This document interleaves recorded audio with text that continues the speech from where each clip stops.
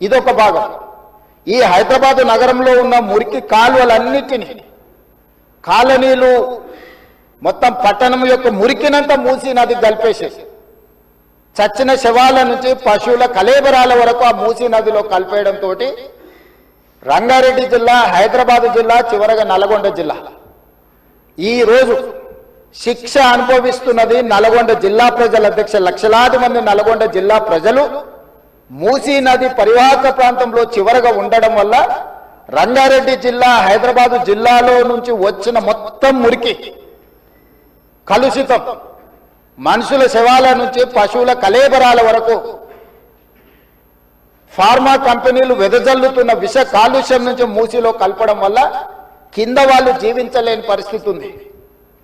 నల్గొండ జిల్లాకు భగవంతుడే శిక్ష విధించిండు అధ్యక్ష.